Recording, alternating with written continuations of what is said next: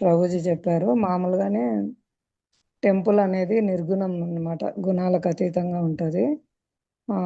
ఎప్పుడు అక్కడ భగవద్ ఆరాధన, భగవత్ కీర్తన జరిగేదానా అక్కడ గుణ ప్రభావం ఉండదు.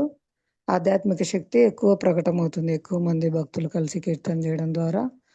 అలాగే దూరమైన జీవాత్మ ఒకేసారి తల్లిదండ్రుల దగ్గరికి వచ్చినప్పుడు కలుసుకున్నప్పుడు ఆ హృదయం అనేది తల్లిదండ్రుల దగ్గరికి వచ్చిన ఆనందంతో అది ఆ విధంగా ఆనంద బాష్పాలు వస్తాయన్నమాట. అలాగే అక్కడ కీర్తన లీడ్ చేస్తున్న వారి యొక్క పవిత్రత కూడా వాళ్ళు ఎంతగా ఇన్వాల్వ్ అయ్యి రాధాకృష్ణుని కీర్తిస్తున్నారో, వారి ఆనందం కోసం కీర్తిస్తున్నారో అది కూడా ప్రభావం ఉంటుంది. అలాగే మనం కూడా ఇన్వాల్వ్ అయ్యి కీర్తన పలకడము, వినడము పైన కూడా అన్ని పరిస్థితులు ఇవన్నీ కూడా ఆధారపడి ఉంటాయి.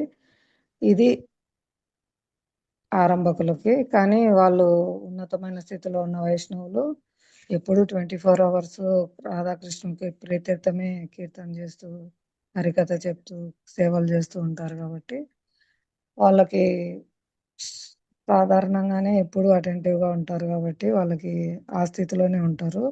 కానీ ఎక్కువ ప్రదర్శించరు భక్తుల మధ్య. అనుకరిస్తారని కొంచెం అందరూ ఇదే విధంగా అంటే అది దివ్యమైన అనుభూతులు.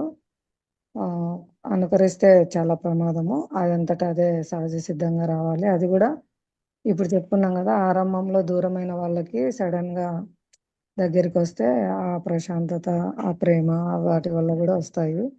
అది క్రమక్రమంగా మనం కంటిన్యూ చేస్తూ అదే విధంగా అటెంటివ్గా సాధన చేస్తూ ఆ విధంగా ఉంటే ఒకనాటికి ఎప్పటికీ 24 hours అదే స్థితిలో ఉండే స్థితి కూడా వస్తుంది. హరే కృష్ణ. కృష్ణ